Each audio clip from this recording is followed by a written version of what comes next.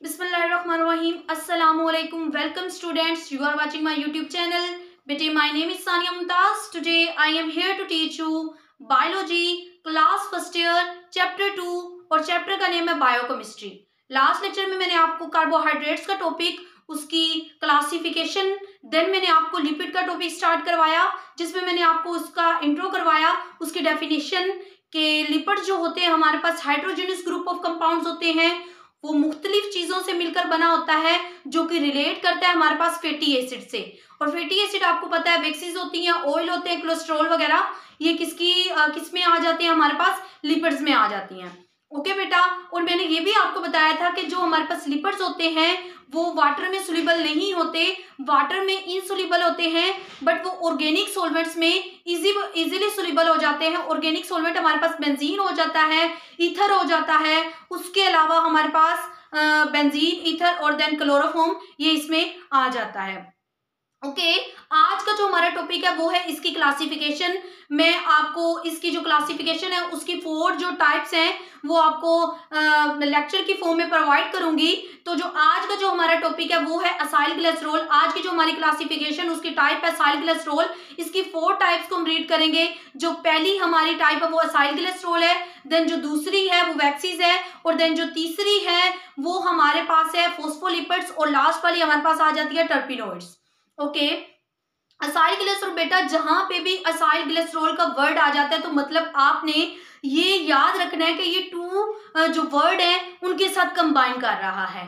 वो 2 वर्ड हमारे पास कौन से हैं वो जरा मैं आपको बताती हूँ। असाइल ग्लिसरॉल किससे कंपोज होता है, वो हमारे पास जो 1 वर्ड है, मतलब 2 वर्ड से ये रिलेट कर रहा होता है। जो पहला वर्ड है वो हमारे पास है ग्लिसरॉल, और जो दूसरा है वो हमारे पास है फैटी एसिड। ये 2 चीजें होंगी तब हमारे पास क्या बना होता है, असाइल ग्लिसरॉल बना होता है। ये आपने चीज याद रखनी है कि जब हमारे पास ग्लिसरॉल और उसके अलावा फैटी एसिड होंगे, ये 2 चीजें होंगी, तब हमारे पास एक चीज बन रही होती है।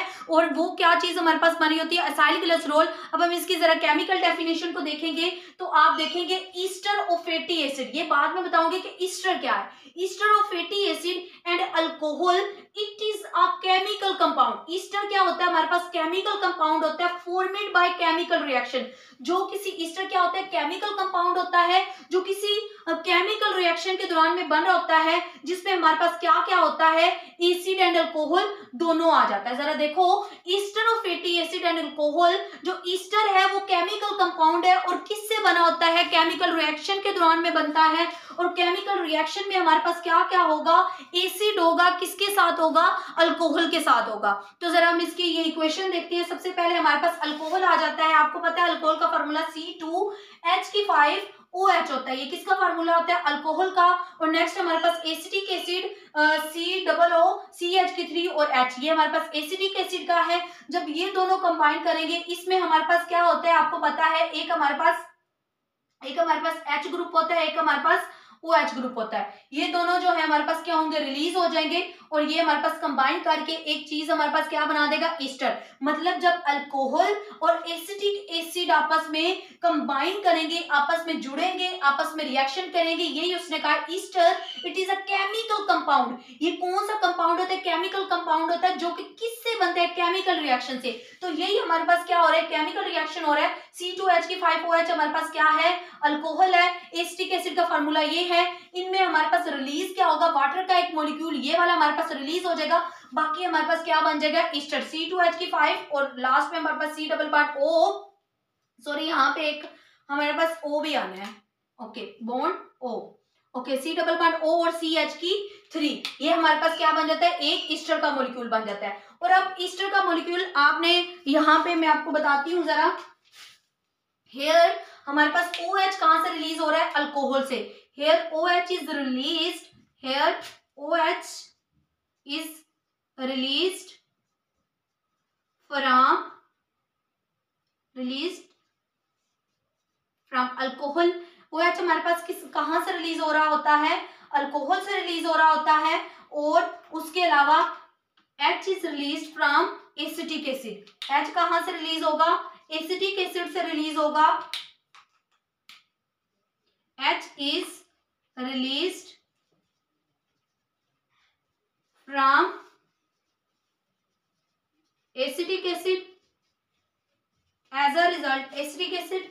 और एज अ रिजल्ट हमारे पास क्या बना होता है, आपने बताना है कि एज अ रिजल्ट आपको पता है जब OH और H रिलीज होता है तो हमारे पास एक वाटर मॉलिक्यूल जो होता है वो बनता है और एक हमारे पास ईस्टर मॉलिक्यूल बना होता है। As a result over as a result a water molecule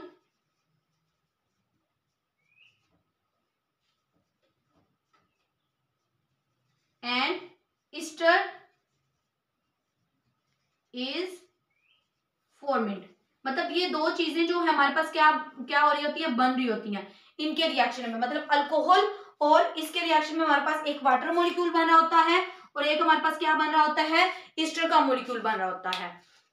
okay बेटा, most wide spread acyl glycerol हमारे पास मोस्ट वाइड स्प्रेड होता है, मतलब ये दुनिया में सबसे ज्यादा पाया जाने वाला है, जो कि 3 फॉर्म में हमारे पास प्रेजेंट होता है। जो इसकी पहली फॉर्म होती है वो है ट्राई असाइल ग्लिसरॉल, और जो दूसरी फॉर्म होती है, जो पहली फॉर्म होती है वो हमारे पास क्या होती है,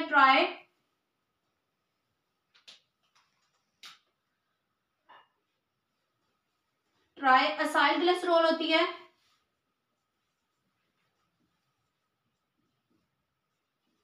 और न्यूट्रल लिपिड्स होती है, ये हमारे पास नेचर में सबसे ज्यादा प्रेजेंट होती हैं। और तीसरी हमारे पास क्या होती है, ट्राई ग्लिसराइड्स। तीसरी हमारे पास क्या होती है, ट्राई ग्लिसराइड्स ये होती है। ये जो 3 फॉर्म है इसकी, ये फैली हुई है, ज्यादा हद तक वसी है और ज्यादा हद तक प्रेजेंट होती हैं। ओके बेटा, अब देखें जरा हमारे पास ग्लिसरॉल प्लस फैटी एसिड, ये जब हमारे पास रिएक्ट कर रहे होते हैं, फैटी एसिड 3 फैटी एसिड्स और ग्लिसरॉल जब हमारे पास रिएक्शन करते हैं, एक ग्लिसरॉल का मॉलिक्यूल होता है और 3 फैटी एसिड होते हैं। जब ये हमारे पास रिएक्ट करते हैं, 3 वाटर के मॉलिक्यूल रिलीज हो रहे होते हैं। कितने? 3 वाटर के मॉलिक्यूल रिलीज हो रहे होते हैं और हमारे पास जो रिजल्ट में क्या बन रहा होता है, ट्राई असाइल ग्लिसराइड बनता है। रिजल्ट में हमारे पास क्या बनता है, ट्राई असाइल ग्लिसराइड बना होता है। आपको पता है 3 फैटी एसिड जब हमारे पास रिएक्ट करेंगे, ये हमारे पास 3 फैटी एसिड है सी और ये आपके पास एक उसका फार्मूला है। और ग्लिसरॉल जब हमारे पास रिएक्ट करेगा और एंजाइम का एक मॉलिक्यूल होगा, तो जो हमें पता है कि H और OH हमारे पास रिएक्ट करेंगे। H और OH हमारे पास क्या कर रहे होते हैं, रिएक्ट कर रहे होते हैं, इनका ये मिल रहे होते हैं H और OH, और वाटर का मॉलिक्यूल एक रिलीज हो रहा होता है। तो इसमें 3 फैटी एसिड है, तो मतलब 3 वाटर के मॉलिक्यूल रिलीज होंगे, तो बदले में हमारे पास ट्राई असाइल ग्लिसराइड बन जाएगा। और ये हमारे पास एक साइड पे हमारे पास फैटी एसिड आ जाएंगे और O जो हमारे पास ये वाला O रह गया था, ये O इसमें आ जाएगा, फिर ये हमारे पास 3 ट्राई असाइल ग्लिसराइड्स बन जाएगा।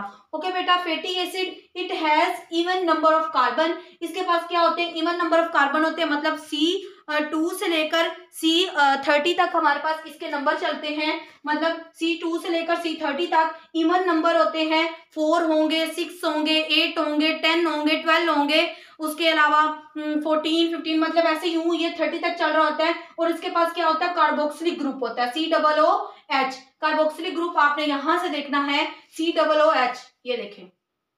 इसके पास क्या होता है, एक कार्बोक्सिलिक ग्रुप होता है। It is insoluble in aqueous medium. ये क्या होता है, इनसोल्यूबल होता है। कहां पे इनसोल्यूबल होता है, एक्वस मीडियम के अंदर ये इनसोल्यूबल होता है। और लेकिन it is soluble in organic solvent, ये कहां पे सोल्यूबल होता है, ऑर्गेनिक सॉल्वेंट के अंदर ये सोल्यूबल होता है। और ऑर्गेनिक सॉल्वेंट हमारे पास कौन से हैं, यही अभी मैं यहाँ पे बताती हूँ आपको।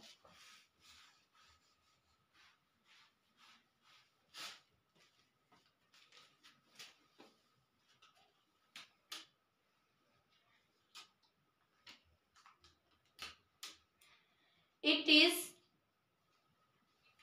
insoluble in water and soluble किसके अंदर होता है हमारे पास, it is insoluble in water and soluble in organic solvent। Organic solvent हमारे पास कौन से होंगे, ऑर्गेनिक सॉल्वेंट हमारे पास बेटा ईथर होगा, बेंजीन होगा, क्लोरोफॉर्म होगा। ये हमारे पास क्या होते हैं, ऑर्गेनिक सॉल्वेंट होते हैं। कौन कौन से, एक हमारे पास ईथर आ जाता है, दूसरा हमारे पास बेंजीन, तीसरा हमारे पास क्लोरोफॉर्म।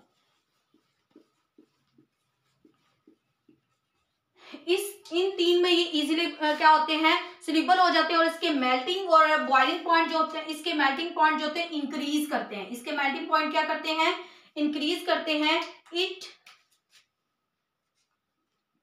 इट्स मेल्टिंग पॉइंट कैसे इंक्रीज करेंगे, it's melting point is increase with the increase of carbon atom, with the जब कार्बन एटम हमारे पास इंक्रीज करेंगे, जब क्या होगा, कार्बन एटम हमारे पास क्या करेंगे, इंक्रीज करेंगे, तो इसके जो मेल्टिंग पॉइंट हैं, देन एज अ रिजल्ट फिर क्या होगा, इसके रिजल्ट के नतीजे में मेल्टिंग पॉइंट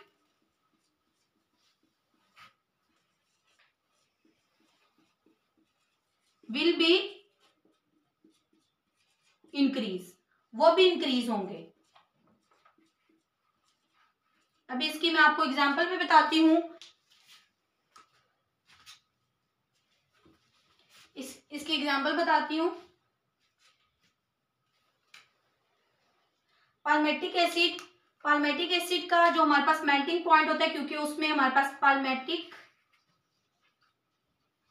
एसिड, इसमें हमारे पास कार्बन की कितनी स्ट्रेंथ होती है, C की 16, तो 63.1 डिग्री सेंटीग्रेड इसके जो होते हैं मेल्टिंग पॉइंट होते हैं।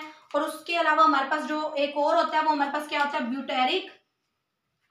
Butyric acid. तो इसके अंदर कितने कार्बन होते हैं, इसके अंदर हमारे पास C4 कार्बन होते हैं। तो इसके जो हमारे पास मेल्टिंग पॉइंट है वो कम होंगे। मैंने बताया कि जितने हमारे पास कार्बन की जो है वो रेशो इंक्रीज करेगी, उसी हिसाब से हमारे पास इसके मेल्टिंग पॉइंट भी इंक्रीज करेंगे। अगर इसकी कार्बन की रेशो जो है वो कम होगी, तो इसके जो मेल्टिंग पॉइंट्स हैं वो भी क्या होंगे, वो कम होंगे। तो इसकी कितनी होगी, -8.0 डिग्री सेंटीग्रेड इसकी ये होगी। ओके बेटा, उम्मीद करती हूँ कहीं यहाँ तक आपको अच्छे से समझ आ गया होगा। नेक्स्ट हम किसको रीड करेंगे, वैक्सीजोर।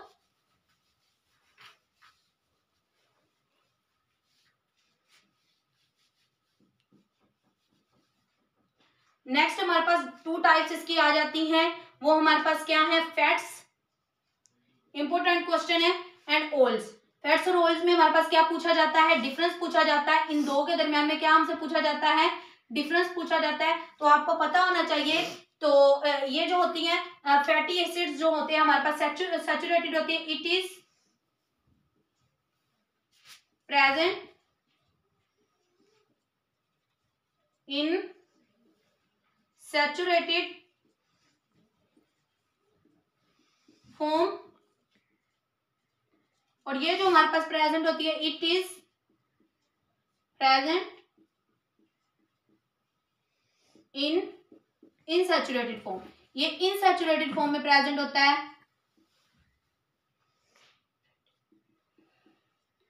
और बेटा ये इसका पहला पॉइंट हो गया। इसका दूसरा पॉइंट हमारे पास क्या होगा, मतलब ये प्रेजेंट होता है सैचुरेटेड फॉर्म में, और ये किस में प्रेजेंट होता है, इनसैचुरेटेड फॉर्म में। ये सैचुरेटेड फॉर्म में है, वो इनसैचुरेटेड फॉर्म में प्रेजेंट होगा। और इसके पास क्या होता है, सिंगल बॉन्ड होता है। इसके पास क्या होता है, इट हैज सिंगल बॉन्ड, क्योंकि ये सैचुरेटेड है तो इसके पास बॉन्ड भी कौन सा होगा, सिंगल होगा। इट हैज सिंगल बॉन्ड, और वो अनसैचुरेटेड है तो इट मींस कि उसके पास जो बॉन्ड होगा वो भी क्या होगा, डबल या ट्रिपल होगा। इट हैज डबल बॉन्ड, इसके पास कौन सा बॉन्ड होगा, डबल बॉन्ड होगा।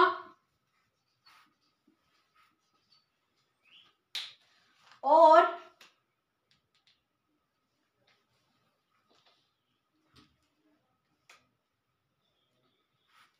It has single bond, it has double bond, it is जो है रिमेन सॉलिड। ये सॉलिड रहता है कहाँ पे, at room temperature it remain solid. Fat है तो सॉलिड होगा, it remain solid at room temperature. तो इसका उल्टा होगा, it does not remain solid, it does not remain solid at room temperature. ये किसकी फॉर्म में होता है? लिक्विड की फॉर्म। ऑयल है तो लिक्विड की फॉर्म में होगा। It does not remain solid at room temperature.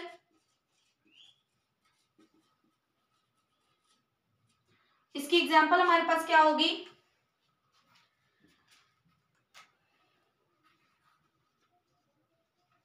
इसे हम कहां से हासिल कर रहे होते हैं और इसे कहां से हासिल करते हैं? इसकी हमारे पास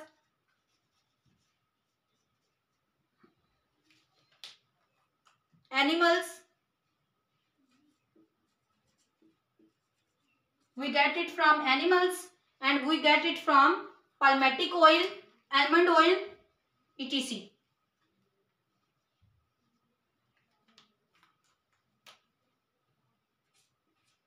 palmitic oil, almond oil, इनसे हम इसे क्या कर सकते हैं? हासिल कर सकते हैं। ओके बेटा, जरा देखें। It is present in saturated form. ये सैचुरेटेड फॉर्म में प्रेजेंट होती है। ये इनसैचुरेटेड में इसके अंदर सिंगल बॉन्ड होगा, इसके अंदर डबल बॉन्ड होगा और ये सॉलिड रहती है हमारे पास रूम टेम्परेचर में। ये सॉलिड नहीं रहता रूम टेम्परेचर पे, ये ऑयल की फॉर्म में होता है। और इसे हम कहाँ से हासिल कर सकते हैं? एनिमल से, फैट को। और इसे हम कहाँ से हासिल कर सकते हैं? पाल्मेटिक ऑयल और आलमंड ऑयल से। ओके बेटा, उम्मीद करती हूँ कि आज का लेक्चर आपको अच्छे से क्लियर हो गया होगा। Thanks for watching my video.